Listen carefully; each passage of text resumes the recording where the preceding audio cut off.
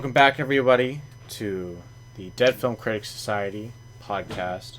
I am here with my lovely co-host, as always, Aiden Billing, and we are here to talk about a couple of movies today. The one that we both saw, Cha Cha Real Smooth, and I'll quickly mention my thoughts on the new Pixar film Lightyear, which came out about a week ago.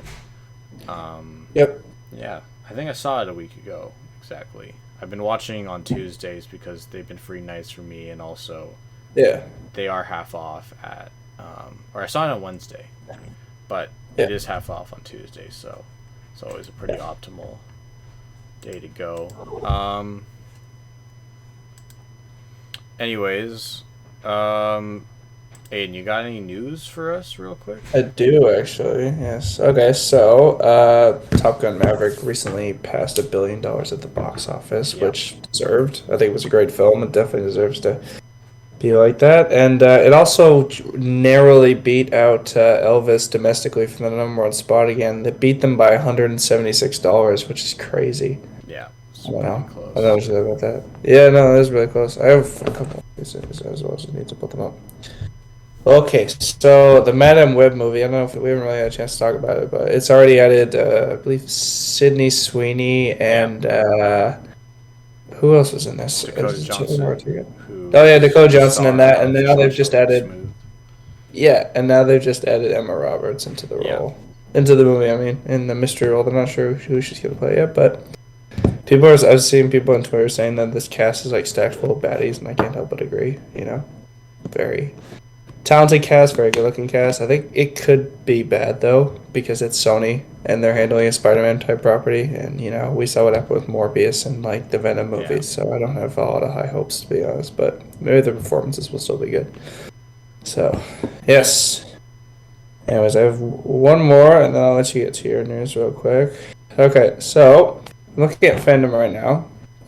So we just got some new images from the Rings of Power TV show that's coming up, and I'm actually pretty excited for this because, you know, I love Lord of the Rings. I have all the movies, including the Hobbit movies, which, you know, I don't really like to talk about as much because they're not as good, but yeah, it's definitely good to have all the material. But yeah, here, I'll just put it up to the camera. I don't know if you can really. There's one image. Can you see that okay? Yeah, I can see. All right, I'll just go to the next one. There we go. I don't know what's happening there, but you know what? The production value looks pretty good. I will say. I mean, there's $1 billion going into this, so I mean, it better look good. That's for sure. Yeah. Oh, one more. Sorry, I forgot about this one. Also from fandom, thank you guys so much. You guys really make my job a lot easier. And yeah, so this piece of news is that there's a sequel to Ghostbusters Afterlife. It's gonna come out in December 20th. 2023, and I don't know. I mean, I didn't see Ghostbusters Afterlife. It just kind of looked a bit meh. I'm not really sure why we need to keep, you know, pumping money out of this franchise. I mean, like it kind of feels like we're gonna run it into the ground sooner rather than later. Yeah. Honestly, I think that's maybe thinking about it. One of the things I like, while I like Top Gun Maverick, it's pretty, like, unmatched success. I think might inspire studios to continue to rely on these legacy sequels. Like, they might bring in a little more talent than they maybe have with something like Jurassic World, but with how well that movie did with being a legacy sequel, things like Ghostbusters and Jurassic World and all this other stuff that's getting, like, legacy sequels right now, I think probably will continue to happen. No, you're not wrong. I think it's going to continue to happen, unfortunately. But people, the studio execs they're not taking into account that there's only one Tom Cruise, and only he could do something like, you know, make Top Gun relevant again in 2022. I just don't know. I don't think it's a good idea to keep relying on these. You know, it's starting to get a bit tiresome at this point. You know. So. Yeah. No, I agree. Yeah. Yeah, but still, having said that, I wouldn't mind seeing another Top Gun sequel. But you know, I know it'll be decent. They should probably stop. You know, I think it's good. I think they left it off. You think fine? So who knows? Maybe they will stop. Maybe Tom Cruise will stop. I think they should leave on the high that they have right now. Tom Cruise has got other projects to do before he eventually probably dies on Yeah, set. no, he's gonna So, focus on finishing those Mission Impossible movies first and yeah. foremost. So let him do some other stuff, and I'm Mm-hmm. sure he'll find some other projects as well. Yeah, I'm sure he will. Looks like Steven Spielberg's The Fablemans. Looks like it's Yeah. been completed. It's been submitted for its MPA rating, which is going to be a PG-13 for some strong language, thematic elements, brief violence, and drug use. People are joking that the Spielberg, because it's a semi-autobiographical story, so it's partly based on his life, and that Yeah. the main character is kind of him, but that he's going to be smoking weed with Seth Rogen, who is his uncle. So Hmm. who knows? That could, I don't know. Who knows? That could happen, but clearly this is. I think that's kind of an indication, even more, that this is something that's kind of going for Oscars by being, something with still some language and like thematic elements, something Yeah. that's like serious but still like Yeah. easy enough to digest for pretty much everyone. Well, I think it should won't do be, okay. like, I think trying so. to include anything about. Not that I think there's anything about Spielberg's life that necessarily would be too challenging. He is just a pretty, for being the greatest director of all time, he's a pretty simple white guy from Arizona who's Jewish. He's from Arizona? Oh, I didn't He know is that. from Arizona, so that will be where the movie's set. I don't know if they shot it in Arizona, but Maybe. I wouldn't want to go to Arizona, man. God damn it. Yeah. That's, the Academy has sent out their yearly invites this year. 397 people, including Billie Eilish and Jamie Dornan, along with Cody Smith-McPhee and a few other Oscar nominees. That always happens. It's like the biggest headline. New invitees are usually people who, just got nominated for Oscars, but for some reason weren't already in the Academy. Billie Eilish, though. Yeah, I mean, yeah, like just because she made that one Blonde song. that's part of it. She also helped do the music for Turning Red. Oh yeah, that's right. I forgot her about that. brother. And also They Phineas, actually did a pretty good her job brother with that. Phineas is in now, and they're part of the music branch, which makes sense enough. It's like they Yeah. worked on a couple of movies, and it looks like they probably, I don't know if they will necessarily, but Ariana DeBose has also been added. Troy Kotzer. The breakdown of the new invitees were that 44% were women, 37% are non-white, and 50% are non-Americans, with 54 different countries represented in this wave of Yeah. invitees. And if they all accept, the Academy's overall membership will become 34% female, 19% non-white, and 23% non-American. So, still a lot of old people, old white men, but Yeah. I don't know, that's kind of the movie business in America, so, and it is still It a is decent what amount it of is. the country anyways, so Yeah. it's not like it's gonna ever, become an Yeah. truly international academy. It's always been an American. Yeah. It would be nice if they had, what's it called? I don't know if he's already in there, but Bong Joon-ho should I'm pretty sure definitely be in there. I'm pretty sure he was invited. Okay, good. I would hope so. He's one of the most deserving Yeah. people. For He sure. should be there. Yeah. Yeah. There's been a lot of photos from the set of Barbie coming out. Yeah, I've seen those. Variety quickly put out a tweet reminding people that those costumes are created by Oscar-winning costume designer. My bad, from Little Women, Jacqueline Duran. So she's clearly, doing a job that's really standing out, doing a good job bringing some attention to this movie. Yeah, I don't know. They're interesting. I think they will fit the movie really well. I'm honestly really looking forward to the movie. Has Greta Gerwig writing and directing it, Noah Baumbach co-writing it. Got Ryan Gosling and Margot Robbie as the leads. Got Simu Liu as Asian Ken. Yeah. A lot of other I'm here talented for it all. actors. I can't remember the other people in the Only Giga ensemble, Chads are gonna go see this movie. It's true. I'm sorry. So you know, I will be seeing this movie as soon as I physically can. No, obviously, me too. I'm actually very there for intrigued sure. now. Yeah, like when they first announced it, I was like, "What?" like, cause every time I think of Barbie movies, I always think of those like crappy direct-to-video like animated films. But I mean, now it's like, it could actually. Imagine if Barbie like. I don't know if this is gonna happen, all right? But just with the cast and the crew involved in this, what if Barbie gets nominated for an Oscar? That's Oh, kind of gonna it be will for funny. sure be nominated for. I think it will almost like. I think there's a very good chance it at least gets nominated for an Oscar, and I think it Yeah, honestly has a shot to get nominated for Best Picture if it works as kind of like yeah. something a little beyond. I don't know, even if it's like a Lego Movie esque type thing. Yeah, I mean Honestly, that would like be fucking cool. yeah, like Yeah, if it doesn't indulge too much in the fact that it's like Barbie and it's a brand and everything yeah, being kind of a sort of commercial thing.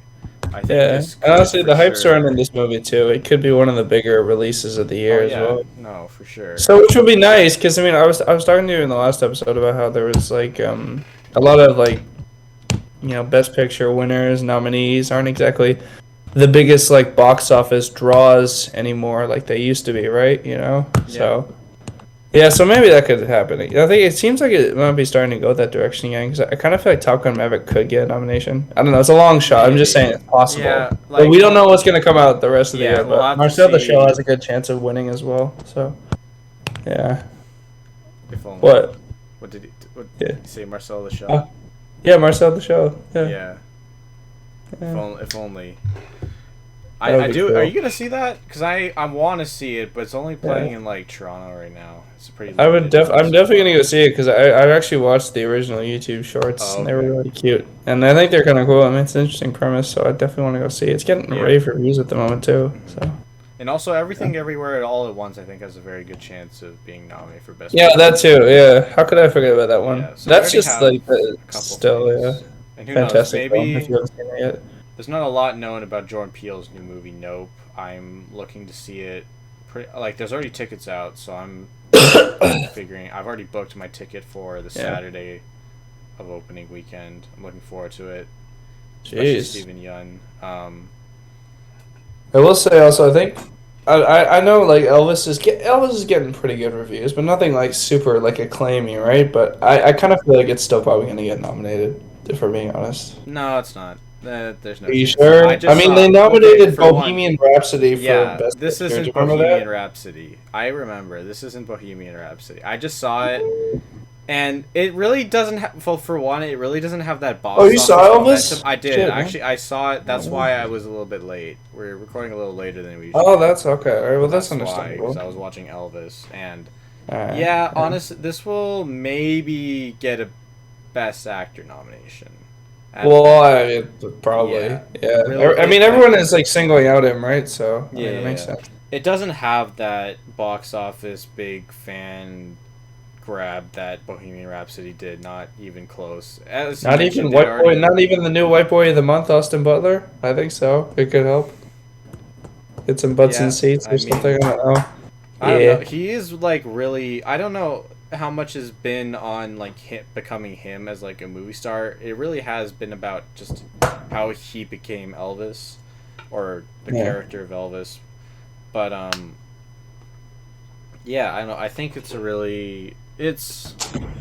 I don't know. I might talk about this a little bit later, but I enjoyed That's okay. it. No problem. But yeah, I don't really see it being. It's not. It's a little more like Rocket Man, but it's also pretty long. It has Baz Luhrmann style all over it, which I think, All right. especially at the beginning, is very overwhelming. And yeah, I don't know. Yeah, I his really films don't just tend see to overwhelm this. people sometimes. Yeah, Honestly, like the Great Gatsby film just overwhelmed me. yeah, I remember watching that one. Same with Romeo plus Juliet. Like yeah, Jesus Christ. I still haven't seen Moulin Rouge though. I heard that one's pretty good. But yeah. yeah. But anyways, I Yeah. don't think that will probably be getting a nomination. But Never say never. The Academy's made numerous stupid decisions in the past. So what's one yeah, more? I highly doubt it. I will, I would bet decent money that it's not going to. But All right, fair enough. see. What if I else you got, my guy? Succession season 4 has been announced to be filming. I Oh, don't know if nice. you've ever. I mean that makes sense. I've heard it's amazing. I Have still you haven't watched any of it yet? No, I don't have Crave, and I don't know. I haven't gotten around to like accessing it through another legal method. Sorry, hold on. What the fuck? Hold on. What the fuck is this? Oh, sorry about that. That was a toy drumstick I had under my desk. I put my foot on it and turned on the demo mode. Shit. Okay, where were we? I got a couple more news bits, and then we'll look at a trailer real quick. For sure. David Fincher's The Killer. DP Eric Messersmith says he's hopeful that it will come out in 2022. For some reason, he was also quoted as saying it's Fincher-esque, which makes no it's just Fincher. Like, I don't know what he means by that. Other than maybe the more classical Trent Reznor and Atticus Ross's involvement again. Maybe that's what he means. I don't know. Maybe I mean, it's probably a long shot, but I don't know what else he could mean, to be honest. Because I mean, like, I feel like his directing style kind of changes quite a bit with every single movie he makes. You know, I mean, because I think you can't really. I mean, sort of. Because I mean, you can't really compare the style of like Seven to like the Social Network like too closely. I mean, like they're kind of different. There is a lot of like, he still has like obviously his tendency to use dolly shots and a lot of pans to follow characters around and kind of keep them as center of frame typically. There's like similar things with that. But yeah, I mean, I think it's maybe trying to say that this, like, it being The Killer, it will be like harken back to like the thing, like to maybe a more retro Fincher style, maybe something a little more like Seven, maybe a little more like Fight Club or like a Zodiac. It'll be more like those movies. And like honestly, after Zodiac, I'd say you can definitely compare the style of his movies from Zodiac Beyond, honestly. Yeah. Just from what I've seen, there is like a lot with once he switched to digital, you really can see how like his movies become all, kind of his calling cards and the way he edits all becomes pretty recognizable. Yeah, so that reminds me, I should really watch Zodiac again. That's a pretty good movie. I haven't seen it in like 3 years. Taika Waititi was confirmed to direct some episodes of season 3 of The Mandalorian, which is great. I'm always looking forward to what Taika directs. Looking forward to Love and Thunder. Hopefully next goal wins, which should be coming out later this year. But yeah. Anyways, I want to quickly show you the trailer for 13 Lives, directed by Ron Howard, starring Viggo Mortensen, Colin Farrell, and Joel Edgerton. It's about the Thai boy soccer team who were stuck in the cave. The Rescue, which is a documentary from this past year, also covered that. So I just want to go ahead and check it out. It was originally supposed to come out in April, but then it registered the highest audience scores of anything MGM's ever put to testing. So they moved it to November, but then after Amazon acquired it, they determined that apparently they're still planning to do an awards run, but they're planning to release it first in theaters like July 29th or something like that, and then on Prime August 5th or something. Which is not very typical for something that's trying to win awards, but I don't know. We'll have to see. So let me pull up this trailer real quick.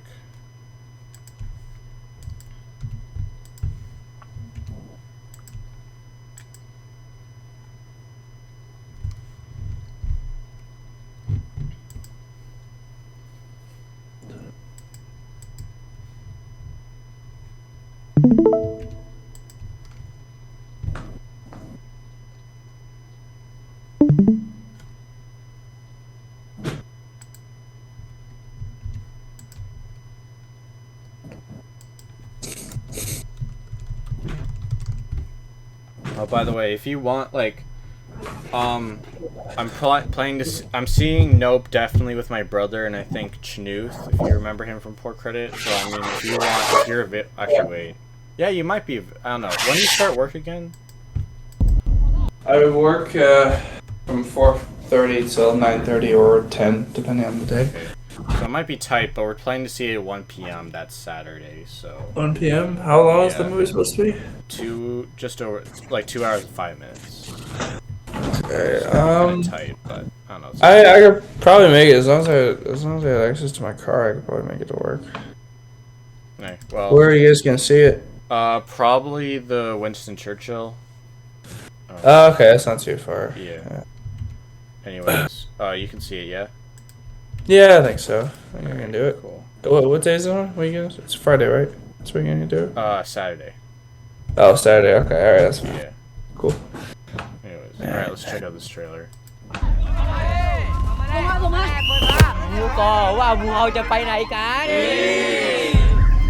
Hey Rick, you following what's happening in Thailand? Some kids stuck in a cave. We're on the list of rescue divers. It's just a tourist cave. It looks easy, but when it's flooded, it's impassable.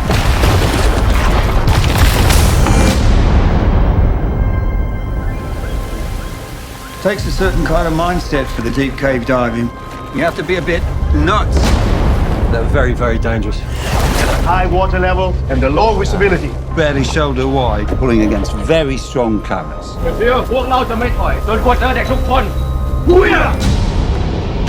Last seen 9 days ago, 12 boys and their coach are trapped in the flooded caves. Hello?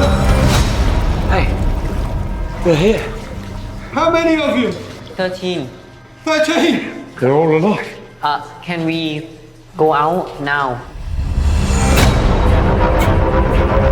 ผมยืนยันได้นะครับว่าเด็กๆต้องออกมาได้อย่างปลอดภัยครับ You're talking about a 5-hour dive.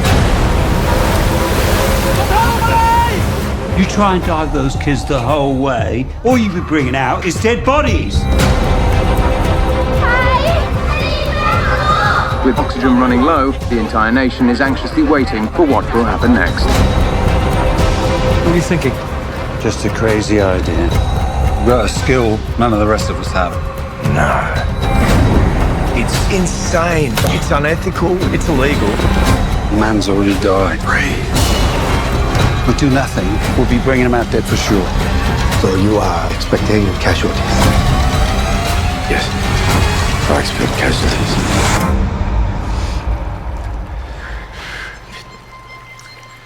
John, you okay? Yeah, I'm okay. Just give me a minute, please.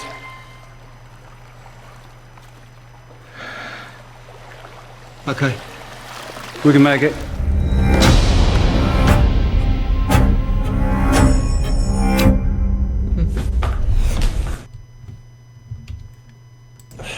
Alright, well, I mean, alright, we get to start talking about it, or? Yeah. Okay, cool. Well, I gotta say, I think that was pretty good. Yeah, I mean, yeah, I mean, Ron Howard has made quite a few good movies, I think. Recently, though, he's been a little bit hit or miss. I mean, the one big kind of like, I'm not gonna say like it was a super big misfire, because I actually kind of enjoyed it, but one film he kind of mishandled recently was, the Solo film, right?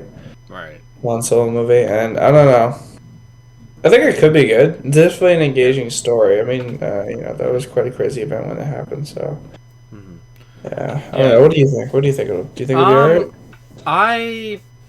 Have you seen The Rescue, the documentary that they did on this? No, I haven't actually. Okay, so I think I think this is a worthy movie. Like, if this brings more eyes to this pretty, heartfelt, pretty, miraculous story in a lot of ways, I think that's cool.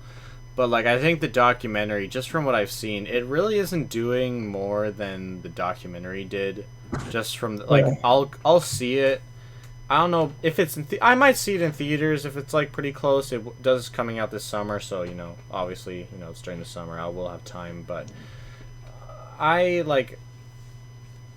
also thinking I would be fine to just watch this on Prime. I would want to see if it does anything different, but unless this thing gets really solid reviews and the audience praise that the test scores promised, I'm Yeah, I don't know. It personally doesn't interest me too much as someone who's already seen the documentary and thinks, and I think they covered that very well. They kept that intensity, but also they really, like, it was a really heartfelt. It really did examine just how much was at stake in, like, the lives and how much that was impacting people around them and how frustrating this experience was for the people. I think it does that very well. So obviously I think what maybe makes me more interested, I think Viggo Mortensen, Colin Farrell, and Joel Edgerton will all be giving very good performances, really tapping into the psyche and maybe the more emotional moments that weren't really captured on camera during the documentary. That could be very interesting. But yeah, I don't know. It's so documentary-esque in its cinematography style. I really wish Ron Howard tried something a little more stylized. Obviously, you don't want it too stylized because, you know, it's a pretty sobering, realistic story in a lot of ways. But I don't know. It looks just like they brought a cinema camera onto the actual thing in a lot of ways, which I don't know, threw me off in a little bit. And like, for me, the visual style is very important when looking at a trailer. Like, that is something I enjoyed about Elvis for the most part. I thought its cinematography for the most part was well done. Even though overall, like, there's a lot of parts of the movie and the editing that's and the sound mixing, like, that I didn't love. But like, when you have good cinematography, I'll usually stick around. But I don't know. We'll have to see how I guess we will people react to this. And if it's easy to see in theaters, just like if it goes wide enough that I can just pop over to the Winston Churchill, which is really close to me, and see it on a Tuesday, I'll probably do that. But yeah, not bad at all, but I definitely won't be going out of my way to seek this out. I think me too. I mean, it'll be an interesting story, but honestly, I wouldn't mind just watching it at my house. I don't really want to go to a theater. As for that. It really doesn't look like the most theater movie. In some ways, it really does look like it was made for Prime, so I kind of understand, honestly, why they're releasing it there. A lot more than I would some other movies. Alright. Here's what I think we'll do. I'll quickly just mention some of my thoughts on Lightyear, which is the first movie we're going to talk about. You weren't able to see it, which is fine. You're busy. You know, life happens. Anyways,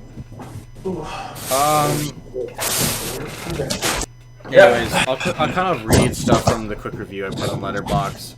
I didn't regret seeing this. I saw this in like the Dolby Atmos, like Ultra AVX, which obviously costs a little bit more money, and I didn't regret that at all. I think the sound and the visuals are quite impressive. I think it makes sense for it to be on the big screen. I also think it made sense for a lot of other Pixar films to be on the big screen, maybe even more so, which is a little disappointing, but I'm not mad that this got a theater release. I originally thought that Pete Docter helped write this, which is why I put that he shows, like, you know, he and his writing team understand, like, screenwriting 101 and character 101, because they definitely do that. Like, there is a pretty tight script overall. There are, you know, distinct characters, but they also aren't amazing. Also, Pete Docter was not a writer on this, which makes a little more sense thinking about it. He usually puts a little more thought and emotion into his characters. But I think what everyone can agree on is they do a pretty excellent job with their charming comedic side characters at this point. Socks in this film is very funny.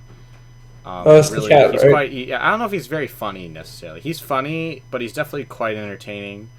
I always loved watching him. Yeah, he's the cat in the movie. But also, I really wish they kind of did more with this story. It kind of has a pretty up-like structure, in my opinion, with the most tear-jerking moment being, like, Buzz's, like, friend / commander passing away as Buzz, like, continually tries to... It's like Interstellar in that he goes to a planet, or tries to... time has passed. Becomes older, if you've seen that. And obviously it's a little bit sad when his friend eventually passes away as he sees her getting older. And then obviously it leaves him to... And I think this movie, it's like the story... The lesson, I think, his theory is that a character like Buzz is learning how to be a leader and to how to like lend responsibility to others instead of taking it all upon himself. And then the other character, I don't remember her name exactly, but she was played by Keke Palmer, and she like conquers her fear of space, and she's like the granddaughter of his the partner commander character. Yeah, and like the rest of the other characters other than Sock aren't really that funny.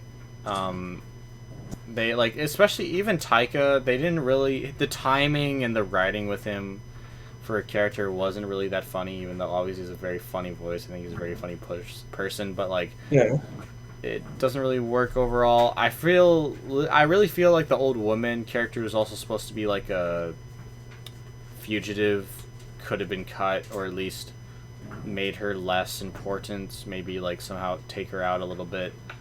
But yeah, the villain here is also quite weak. That's Zurg, right? Yeah, there's also like a really, I mean, I had it spoiled for me already.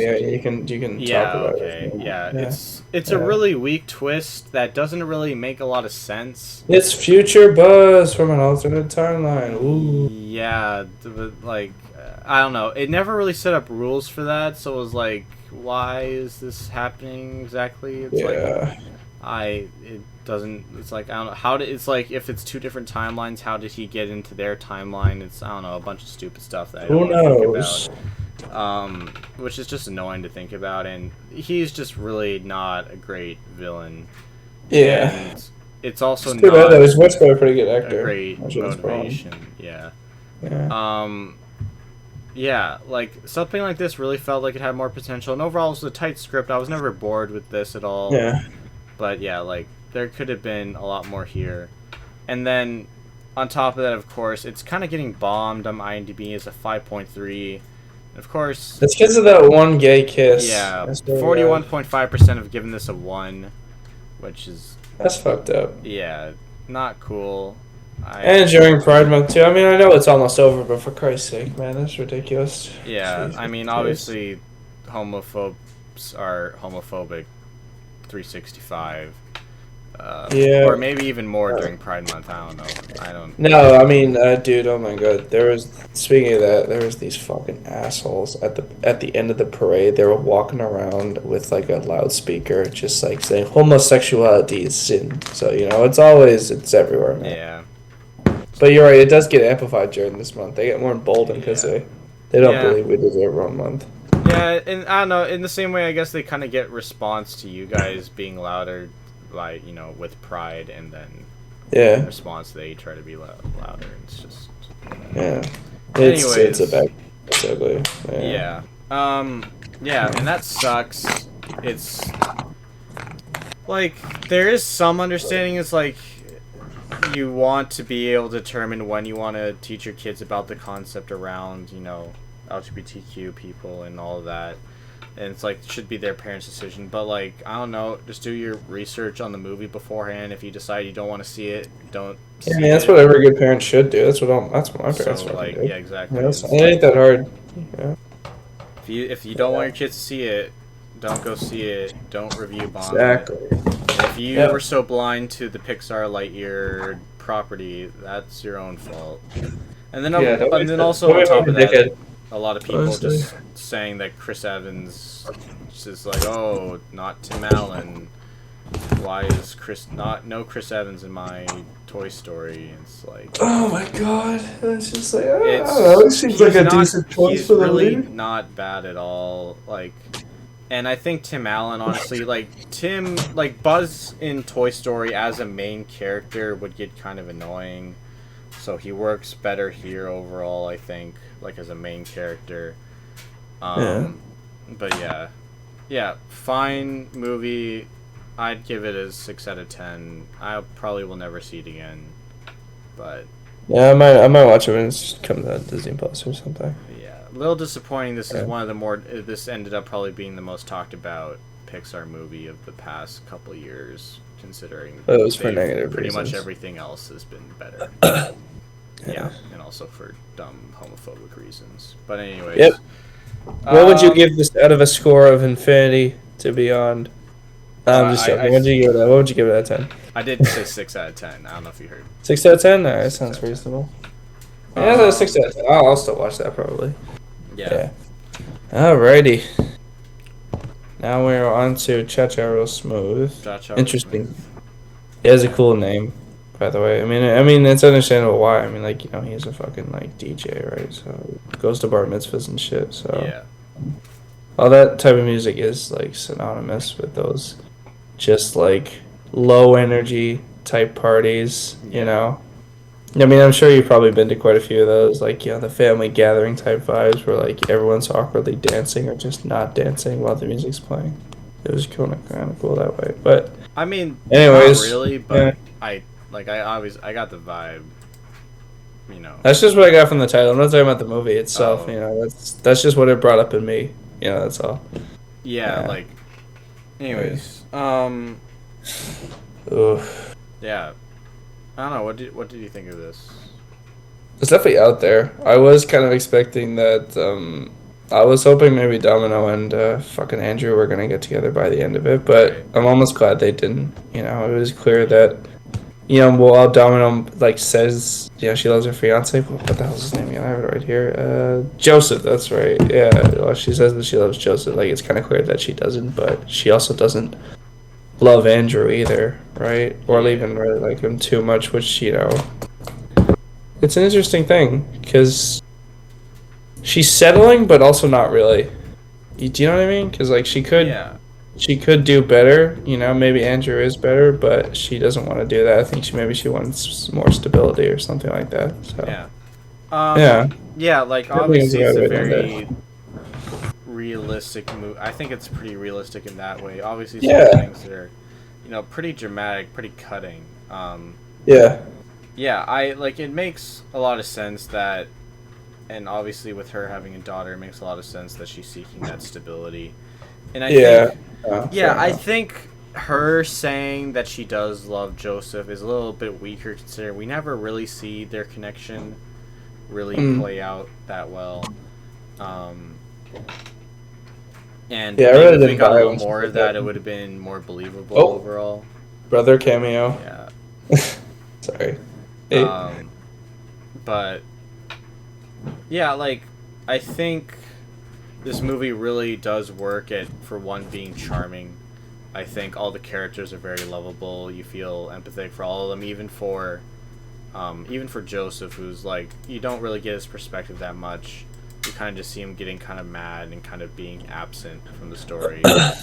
But you still kind of see that like he cares about both Domino and Lola a lot.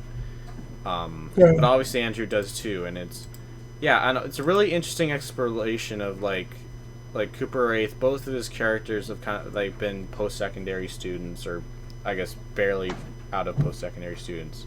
Who are trying to like navigate romance and life and kind of does make me a little bit worried for when I leave university, but oh well. I don't know. It is kind of weird like that. I watched his other movie Shithouse, which is about like a freshman's kind of struggles, and now he's fresh out of college. I don't know where he's gonna go next. Maybe he's gonna do middle of college next. Or something like that. Who knows? I don't know. And considering he's been the star of both of his movies, I don't know. Maybe he takes a step back from that, but who knows? Maybe he's kind of like making movies about making a dramatic version of what his experience has been for like the past few years. I don't know how old he actually is, how far away he would be from. Let me check. He is definitely not. He's not born. He's like 24 or 25. He's born in 1997. So he's really not that old. Like, I'm like working with someone right now, at, like camp, who's older than this. Yeah, that's pretty crazy, actually. Secondary student, which is kind of. Some directors, man, they're starting younger these days. It's interesting. So I don't know. We could I think he'll probably want to take a movie and try to do it without himself and maybe make a movie that's not necessarily about himself, because I think in a lot of ways both of his movies are probably pretty semi-autobiographical. I'm sure there was someone he fell in love with who had a daughter. Maybe she did have a mental disability. And maybe there was a very complicated situation. I don't know if something as dramatic and like as heartbreaking as him being around for a miscarriage would be around, which is a very cutting moment. That is something that you wouldn't honestly expect in most. You wouldn't expect it in something that's kind of trying to be like a quirky dramedy kind of thing, like a late. Like this gives me very much like Lady Bird type vibes, like slice of life, trying to like, but it's also like trying to really play out real life, but still has some elements of like rom-com cheese, but also definitely is like, a rom-com. You kind of expect maybe a miscarriage in a pretty dramatic, straightforward, or artsy kind of movie, which I'm like how he does like combine those elements in some ways. And yeah, I think a lot of like one of the cuts at the very beginning where it kind of fades her saying that like she's like too old, like the character at the beginning where we see Andrew's character getting rejected by someone who ended up being kind of in his job as a party starter. I think that cut was very effective, and a lot of the filmmaking, like, you know, being in a bar mitzvah, they have a lot of excuses to have some colorful lighting, which looks really good. And yeah, and like even when it cuts to the him working at Meat Sticks, you really feel the impact of just the glossy, kind of ugly mall gross vibes of the bright reds and yellows, and I think all that stuff is done really well to serve a really great cast. I must say, like, I think everyone in this movie is excellent. Dakota Johnson like got some early hype for potentially being a supporting actress contender for this. I don't really see it, especially considering how early this is in the year. Like, this is the movie that out of Sundance, this probably had the most excitement for a potential Best Picture run, especially with Apple acquiring it. I don't think it will be a coda. I don't think Dakota Johnson might even get nominated. You never know. I think she's very good in this movie. I just personally don't see it being something they would gravitate towards. I think Cooper Waith is great. Vanessa Berghardt as Lola, I think she's really good. I think she does a very good job with her role. And yeah, even the brother, played by Evan Asante, I think everyone in this movie is really good, and yeah. It really, a lot of the dialogue feels really real, a lot of it is really sharp. Yeah, a lot of good things to say about this movie. Again, it's definitely good. I mean, like, it's incredible for someone who's not that far away in age from us, you know, to make something like this. I mean, yeah, it's because, you know, sometimes sometimes when I write dialogue, I mean, I don't do it very often because but sometimes I'll just do it like for fun, just to see like what I can come up with. But like, it's really hard sometimes to emulate a real life conversation because it's weird because we all know like how we talk normally, but then we want to add theatrics to it, you know, because it's a movie, right? And that never really works out. But you know, he seems to found like the perfect balance here for this film. So it's quite incredible. Yeah. Yeah. So I don't know if that makes sense. I'm just fucking tired right now. Sorry. No, it's alright. And I think Cooper Wraith does a really good job at like just being a charming director and actor. A character who, like, he clearly, I think, is a person, and like his character is someone who gets people to gravitate towards him, can charm, and is very, you know, can be very genuine with people, and people gravitate towards that. And I think the result of this movie very much speaks to that, and his character does, like, and I don't think that's I don't know if that's relatable to too many people. I think it takes a special person to have that kind of quality. I personally definitely think I don't have it, but you know, he's able to use it to make a film like this that like, and clearly like bring people together into like this clear like vision, and also having, you know, a character actually played by someone on the spectrum who's able to like actually bring a lot of real insight and feel very real. And just do a really good job with it, I think. Also, just being a very likable character, along with pretty much everyone. Does a really good job with that. And this is something I think you can definitely be proud of. Like, I don't think it's amazing. Some people were just charmed so much by this film. Just on Letterboxd, out of the people like I follow, I have one of the lowest ratings besides one other person. And maybe I like it less than them if we really have to get to the nitty-gritty of it. But I don't know, so many people were just charmed so much by how kind of wholesome yet real this is. And I'm really glad it exists, and it's good stuff. No, I mean, it's good. It's nice when movies like this come around. You know, I mean, it'd be nice if we could get more movies made like this more frequently. But I mean, unfortunately, it's not going to make too much money, right? So we're not gonna. Yeah, but I mean, I don't know. The fact that he's doing this at such a young age, I don't know, maybe means that there is hope for us when we get right out of uni. But it is a long shot, that's for sure. But that was one of my main takeaways from this. I mean, I thought it was just excellent, but then to keep being reminded that it was done by someone of such a young age is really it's good. I think it kind of gets me inspired a little bit. And I mean, at the end of the day, I think that's a big part of what you want from a movie. So yeah, exactly. If it makes if you feel anything outside of watching it, then I think you've done your job. And I mean, whether it's us as younger people, it's really easy to connect with a character who's like trying to forge around their our age, identity and explore going through the same shit as us and what they want. So exactly. Also, like, I don't think I was as emotionally invested as the people who gave this like 9 or a 10 out of 10, but I definitely connected with these characters. It's very easy to feel for them. It was great. All right. Yeah, cool. All right, so what would you give this film out of 10? I think I'd give this like a 7 out of 10. I really like it.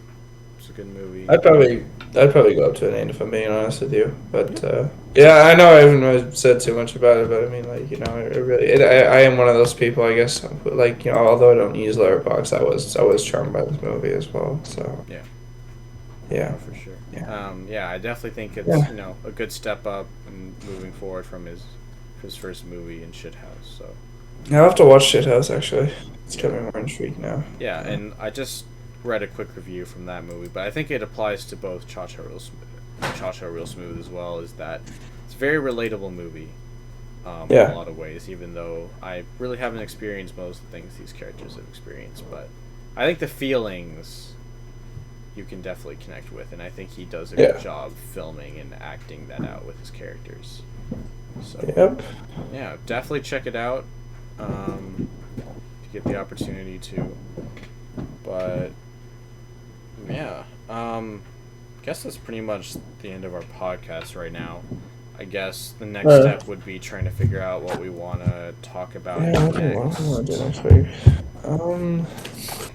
Well, I don't know. Before we go, did you end up watching the rest of Kenobi? I did. Yeah. Yeah. Do you want to quickly talk about that before we go? Sure. All right. Yeah. I enjoyed it. I don't know. What did you think of the show as a whole? Like, you enjoyed it? It was good. Like, I'm not mad. I watched it. I was hoping for a bit more.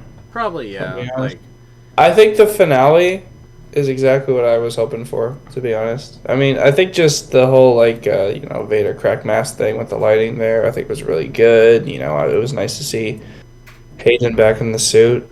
I think, like, that was probably my favorite episode. And, it doesn't quite, like, make up for some of the lackluster stuff and the rest of it, but I still enjoyed the show. I wouldn't mind seeing more of it, but, yeah. I pretty much agree. It's a little weird to me, honestly, thinking about the whole show, that Benny Safdie barely made a cameo in this. Feels like a little bit out of box for him. Anyways, where did he go after the first episode as well? He kind of just went off into the desert. We never saw him again. Like, hang himself. Did he? I'm pretty sure. I don't fucking remember, man. See, that's a bad sign right there that I can't fucking remember that one detail. Yeah. Like, yeah, I think the ending really, fulfilled the Star Wars fan in me, for sure. I also think it could have been wrapped up a little bit quicker, but also I think it's kind of cool how through this experience you kind of get that idea that Obi-Wan now says that like Anakin is dead, and that his the father to Luke and Leia is dead. And Vader, and you kind of get that. I like that writing approach a lot. No, that was good. I will agree. Like there could have been probably some more stuff to maybe lead up to that idea, and like a lot of other stuff. Like honestly, this could have been like I think maybe honestly could have been cut down to closer to like a 3-hour mini series, like if they did like a mini series, like maybe even half of what they ended up giving us. But like I'm not mad that they included like everything. Yeah, else. It was nice that they also ended on a hello there. That was cool.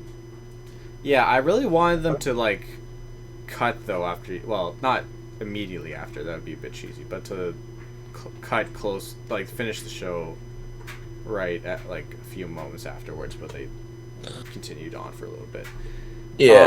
But yeah, I don't know.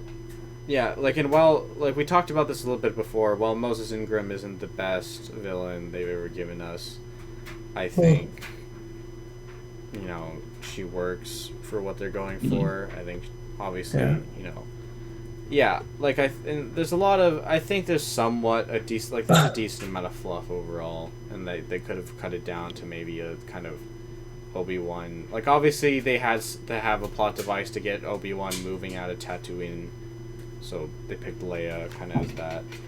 But overall, if they figured out maybe another way just to have it be a Vader chasing down Obi-Wan until like a final confrontation thing, that would have been a bit better. Because that really was the core of the show, was just their relationship, and having Leia for the most part, and also even having Reva for the most part, was kind of just a deterrent. Because I mean, I don't know, like, there's also a lot that, and I think I did like the Imperial officer friend character. I don't remember her name right now, but I don't I think she was a pretty solid character. Yeah. I mean, anything else you got? Excited for Andor. That's the next show that's coming out. Could be alright. Yeah. All I want though, I want to see more live action Order 66. I don't know why. I just have this like secret kink just watching those Jedi get mowed down, man. It's like, I don't know. It feels like such a big moment, but they gloss over it so much. And it's like the only like shows that really like tackled it quite a bit was bloody fucking Clone Wars, and I thought they did a really good job with that. So yeah. I mean, really it does seem like a very big event that doesn't get that much coverage, and especially in the movie, they kind of just get mowed down like losers. Yeah, it's a montage of carnage. Yeah, and no, that's good. Overall, quickly, what would you rate the series, you think? Ooh, probably like a 6, if I'm being honest. Yeah, I'd also give it a 6. Yeah. The more I think about it, the little more disappointed I am. Except for the last episode. The last episode, and then that episode, the first time where Vader and Obi-Wan like faced off. Those were really good. Both of those. I think just mainly wherever we see like those two like face off, because like you said, that's the core of the show, and like it feels like more time should have been devoted to that. So. Yeah. So. I do have an idea for a movie next week. Okay. At least one that I can actually watch, because I promised my girlfriend I'd take her to go see this. But Minions: The Rise of Gru. I mean, look, I know it. Look, I know. Okay, but look. Just think. Hear me out. Okay, hear me out. Just explain yourself. I will explain myself. Okay, it's not that I really want to see it, but. Obviously she wants to go, and also like it's been getting a lot of meme coverage, so maybe we could talk about this movie and get some views with that. I don't know. You need to break up with her right now. I'm kidding. I mean, I know. It's okay, don't worry. Like, you don't have to watch it. I'm just saying I could watch it, and then you could watch something else. Yeah, I mean, I definitely. Well, you know, I will really subject like that myself we to that. are discussing the movies. I mean, I would rather not watch the entire thing. I liked Minions and like Despicable Me as a kid a lot. Yeah. But now. No, I know it's not going to be very good. I don't know if I'm mentally prepared to go back. I know, but look, at least, you know, if I don't like it, I can trash on it and we can laugh about it together. So, that's one thing. Plus, Maybe. I mean, like, with all the bloody Minions Rise of Gru memes I'm seeing, like, just, dude, there was this whole, like, group of, like, I think maybe 20 kids. They all went to go see it. No, when I say kids, I mean, like, people our age. Yeah. They dressed up in suits, and they just spent the entire movie sitting like this. They took videos, fucking hilarious. And I just... Maybe we can get that crowd to this video. I don't know. It could be funny. Yeah, I mean, I'm not completely opposed to it. I will for sure not paying money for it, though. No, it's all good. Look, you don't have to watch it. I'm going to go see it. You can pick something you actually want to see. It's okay. What do you think you might want to watch? I just want the other movie I picked for us to, like, actually be able to talk about it, because that is kind of the point. No, that's fair. That's fair. I don't know. What do we? There's that new Kevin Hart, Woody Harrelson movie on Netflix. That's one, I think, but it's not getting great reviews. No. Yeah. What are you thinking of that? Yeah, I don't know. It is called Man from Toronto. It was filmed in Toronto, but I don't know. It doesn't seem like it has anything to actually do with Toronto. So it barely has anything to do with Toronto, man. Apparently, yeah. I mean, also, like, apparently, like, fucking Woody Harrelson and, like, Kevin Hart, they're, like, mispronouncing Toronto as well. Like, they're saying Toronto. Like, what the fuck? Just stop it. Bro. It's unfortunate. Like, if one of the characters is actually supposed to be Canadian and he lives in Toronto, so why the fuck is he calling it Toronto? Yeah, I don't know anybody who lives in the city who calls it Toronto. Toronto, I mean. It seems like kind of seems dumb. Anyways. Yes, it definitely. Yeah. Let me think.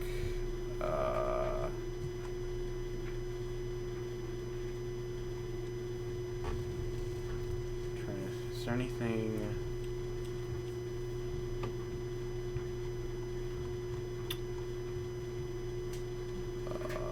Man. Trying to think.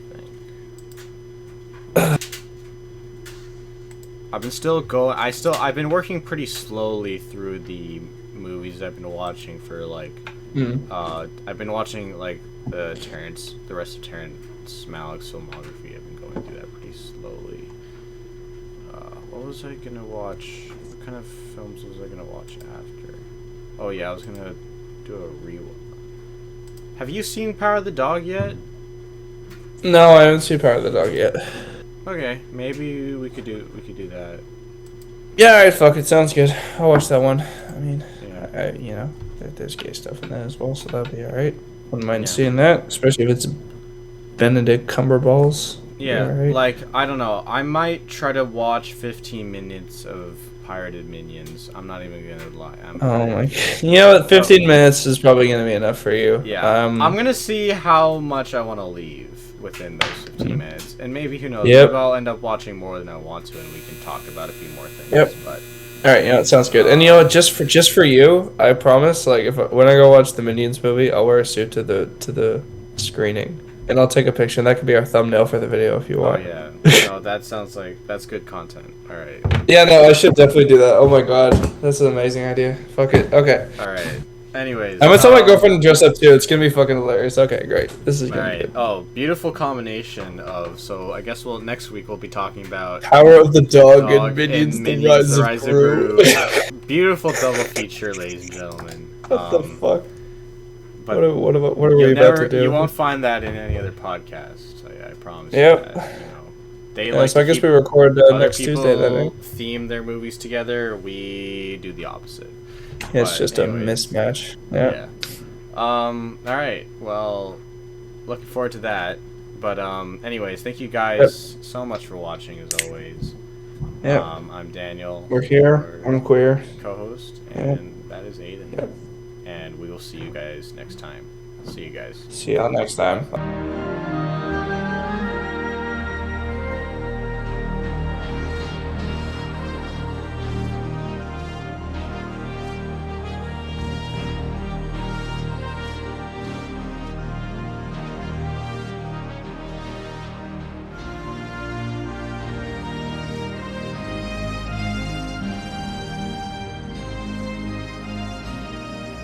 Thank you, boys. Thank you.